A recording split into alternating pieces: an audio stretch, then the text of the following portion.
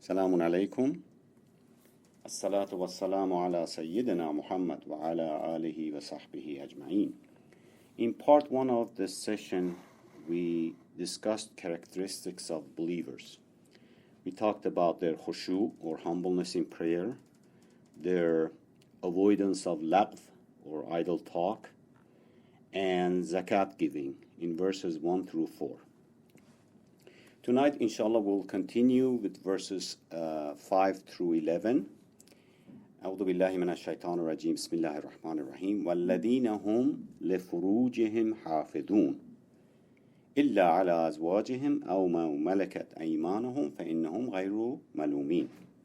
Those who refrain from sex, protecting their privates, except with those joined to them in marriage, or those whom they rightfully possess. For then they are free of blame. These two verses ensure purity of human soul, purity of home, and the community, and the way of protecting oneself, one's family, the society.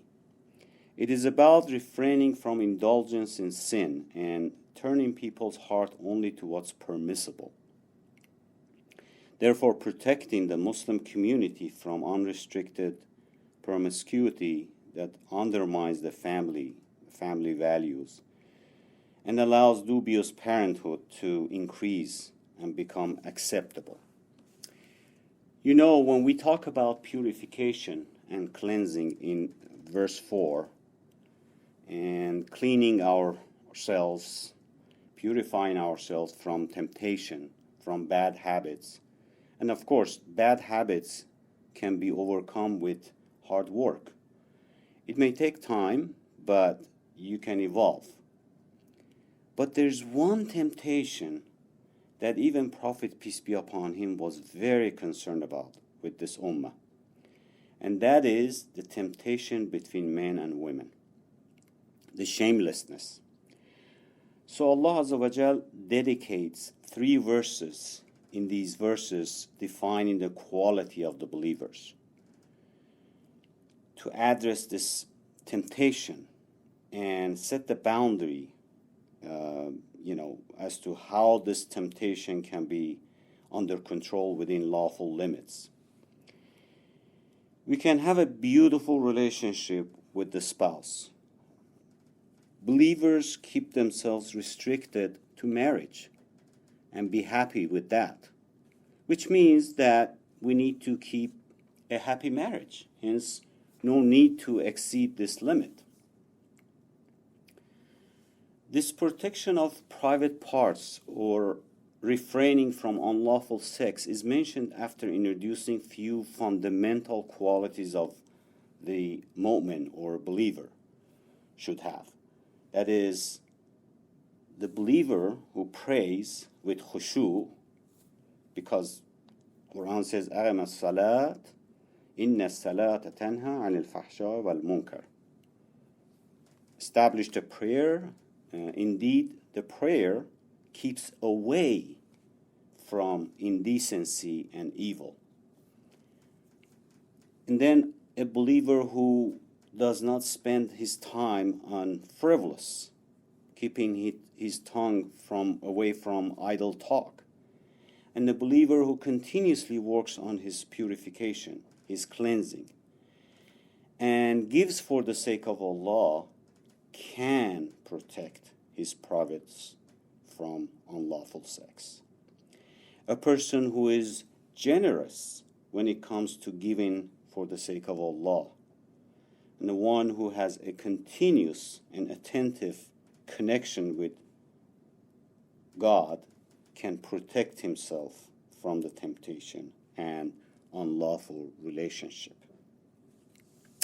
It is this person who will never put himself in a situation that has even a small chance of temptation, like being alone with an opposite gender, hanging out with friends, or hanging out in places where chances of temptation or indecency exist. No matter how sure you may be about your iman, you do not want to challenge shaitan on this one. وَالَّذِينَ هُمْ لِفُرُوجِهِمْ حَافِظُونَ.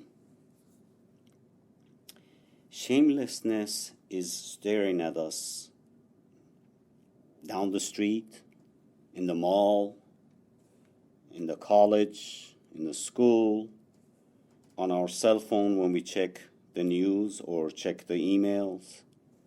So you can't go anywhere without getting exposed, which means it requires more work from us.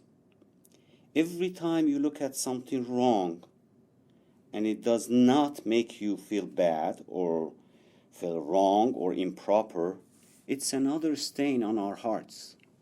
And eventually the hearts become full of stains. Then you wonder how come the guy next to me can fall into tears when he hears the dua, supplication, but I can't. This takes work. No one is going to do it for me or for you. I have to do it for myself. Of course, talking about it is easy, but actually doing it is serious and takes work. But as the poetry says, whoever feared climbing the mountain, forever he will be in the ditch. Don't say this is too much. Oh, I can't do it. This is too much for me. 1,000 miles journey starts with the first step. Do something. Put a little work in it. And you see how Allah Azza wa Jal will make changes in your life. How Allah opens doors for you. As a first step, try to liven up your prayers. Try to pray in congregation whenever you can with your fellow Muslims. Do your Fajr prayer on time, or maybe even get up a little bit earlier. Make some dua, recite Quran. The days you can do this, you will feel the peace and tranquility in your heart, protection in your heart. So, a community with no restraints on desire is bound to find its very special fabric corrupted, because it deprives itself of the sanctity for the family. The family home is the basic unit in the structure of the community. It is the cradle where children grow up. To serve as a healthy cradle, it needs purity, security, both of which are given, in a community, the reassurance to the husband and wife, where they can fully trust each other. Therefore, the children feel no shame about the way they start their existence in this world, for they know who their father is, who their mother is. This is far removed from what animals are like. وَالَّذِينَ هُمْ لِفُرُوجِهِمْ حَافِظُونَ إِلَّا عَلَى أَزْوَاجِهِمْ أَوْ مَا مَلَكَتْ أَيْمَانُهُمْ. So except with those joined to them in marriage, or those whom they rightfully possess. So this term rightfully possessed women needs some explanation. We have spoken about the question of slavery and the Islamic approach to it in the past, and it is a topic that needs its own session.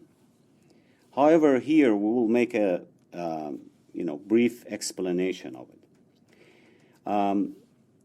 When Islam was revealed, slavery was a universal system.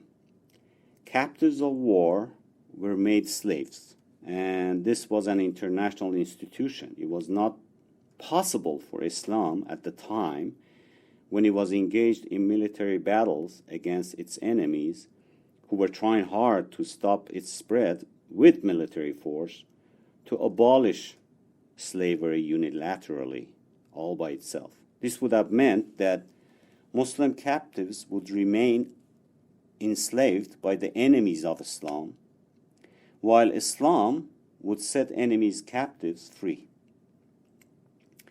Hence, putting an end, while Islam was in favor of putting an end to all other sources of slavery, and there were many other sources, it made a provisional exception in the case of captives of war, and that was temporary.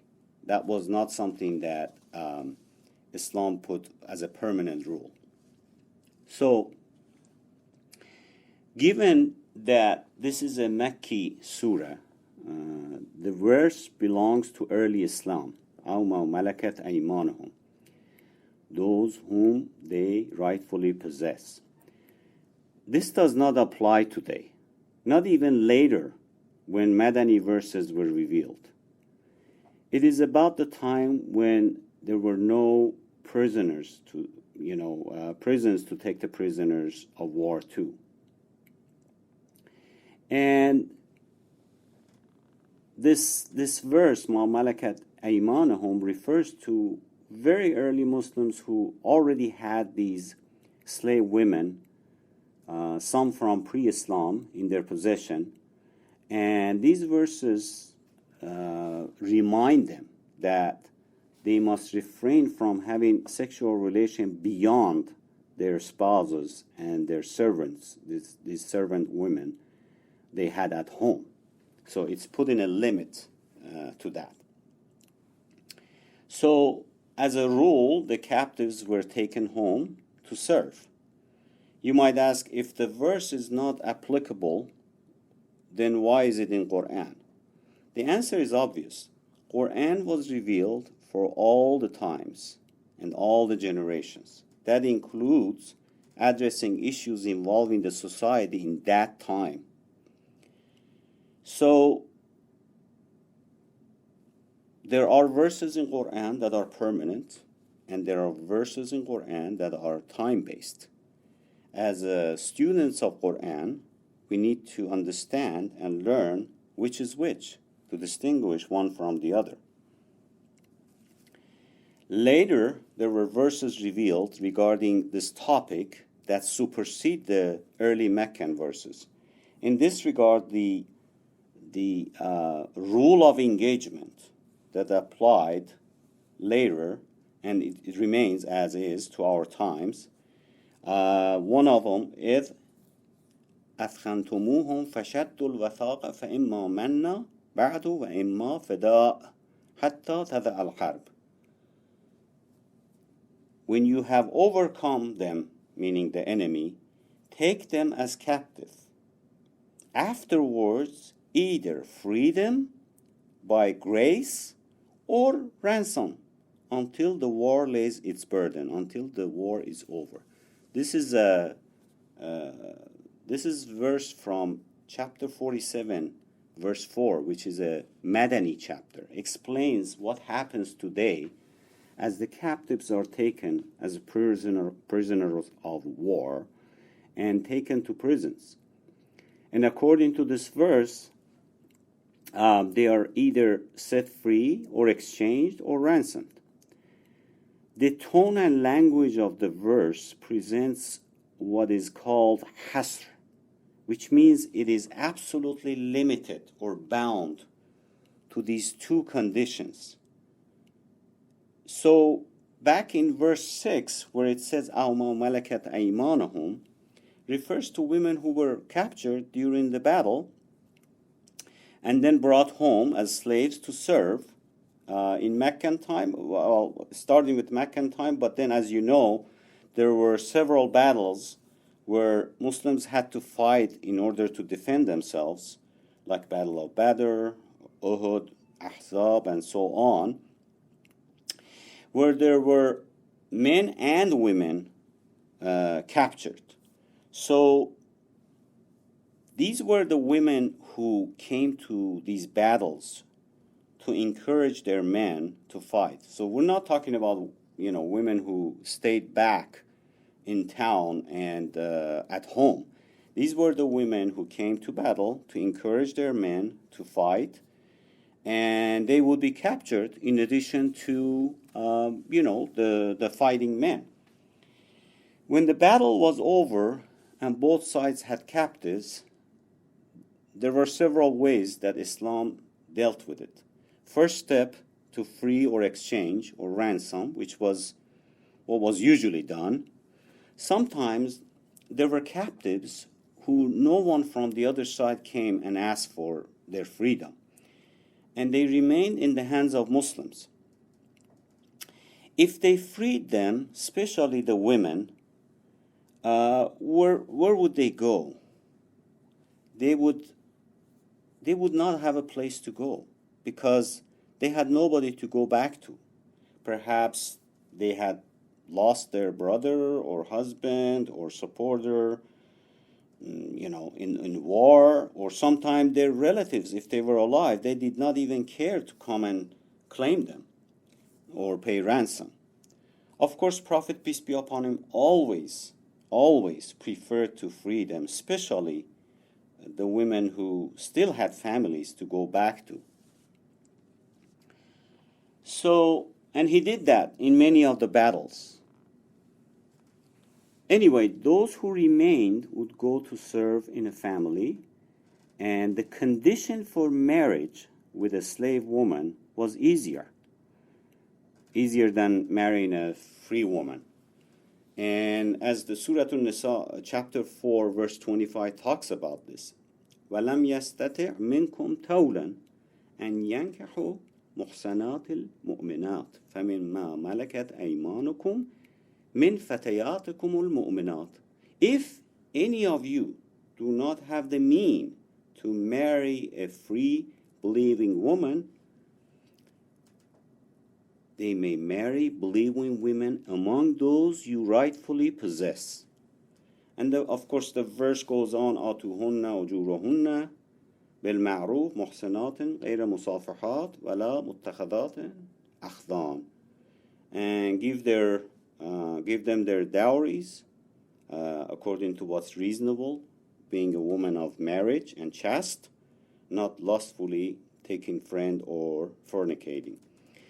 And talks about liability that is half of that of a free woman. Even the liability is mentioned. You can refer to Surah An-Nisa, chapter 4, verses 24 and 25 for more detail. So the marriage with these women had a different requirement. But there were rules in place even with these marriages and Islam put these rules where they gained their freedom when they gave birth as a result of this marriage, when they gave birth to a child. The rule was called Ummul Walad. Many were freed as soon as they became Muslim. For example, we have many scholars as a result of these marriages. In summary, allowing slavery through war was a temporary necessity in order to maintain equal treatment in a world where captives became slaves, and it was, however, not part of Islamic social system per se. It was abolished through various kinds of incentives, like, for example, the marriage and having an offspring, as we talked about, or inviting the other side to join Muslims and gain their freedom, the slaves from the other side. As soon as they became Muslim, they got their freedom. There were other incentives and education later in Islam that abolished or worked toward abolishing the slavery, with verses like فَلَقْتَهَمَ الْعَقَبَةَ وَمَا أَدْرَاكَ مَا الْعَقَبَةُ فَكُّ رَقَبَةٍ, which means this believer, he has not attempted the steep hill. What will make you understand the steep hill? And then immediately after that, it is freeing of a slave. It is freeing of a slave. Chapter 90 talks about this. And also, there were rules in place that freeing a slave as a form of expiation or recompense. Uh, for example, one of those cases would be that if someone make a swear oath in earnest and he doesn't make good, he doesn't act on that swear and on that oath, then he has to expiate and recompense for that. And what we call in Quran calls it kafara. The kafara was freeing a slave. And there are other cases where you recompense or expiation or kafara is by freeing a slave. So these were the steps that Islam took in order to gradually abolish slavery. Today, chapter 47, verse 4, that we recited earlier, applies, which is, prisoner of war can only be through capture in a war, only through a war, and can only be freed or exchanged or ransomed. And that's it. There's no other way to deal with it. وَالَّذِينَ هُمْ لِأَمَانَاتِهِمْ وَعَهْدِهِمْ رَاعُونَ. Verse 8. Those who are faithful to their trusts and their pledges. Both the individual and the community have many types of trust or amana to maintain. Both have trust from Allah to maintain and also trust or amana toward each other to maintain. It means those individuals who come to, make a pledge, or they're entrusted to things, the promises that they make, not only they fulfill them, but also they watch over them. So, ufun means fulfilling, ra'un means watching over them. So in this verse, it didn't use the term ufun, it is using the term ra'un, which is inclusive, means not only they fulfill it, but also they watch over them. If we've been entrusted with something of, let's say at my job, at my school, or I've been trusted with something by my parents, I must watch over it. I must be careful and do not betray that trust. By the way, this is across the board, and I have to be consistent whether this is with a family member, friend, co-worker, Muslims, non-Muslims. When it comes to promises, we are responsible to fulfill those promises. As Quran says, وَأُوفُوا بِالْعَهْدِ إِنَّ الْعَهْدَ كَانَ مَسْعُولًا. And keep your promises. Surely you will be questioned about it. In a wider, more general interpretation, Allah has entrusted us with many things, of which we can mention Quran and the duty or taklif or responsibilities He has entrusted us with. Speaking of which, takes us to the next verse that says, وَالَّذِينَ هُمْ عَلَى صَلَوَاتِهِمْ يُحَافِظُونَ. And those who are diligent in their prayers. Verse 9. First of these verses, it started with quality of a believer who prays with khushu, humbleness. Where the word salat in that verse was mentioned as single prayer or singular. Meaning in general, each prayer a believer performs should be with khushu. Here it says salawat, or the prayers in plural, which means yuhafidun, keeping time for all prayers, meaning all prayers should be done in their own time. A believer should be diligent in praying all prayers on time and not let their time slip away or expire. Yuhafidun, meaning, praying noon on time, but not praying the Fajr or the morning prayer on time. That means, he's not consistent. Yuhafidun means prayers have to be consistent, keeping all the prayers on time. As Quran says, إِنَّ الصَّلَاةَ كَانَتْ عَلَى الْمُؤْمِنِينَ كِتَابًا مَوْقُوتًا. Indeed, prayers are enjoined on believer as stated or fixed time. Now, if you and I understood what salat is, it meaning that prayer or salat is supposed to make us reliable Muslims, keeping our words, be trustworthy.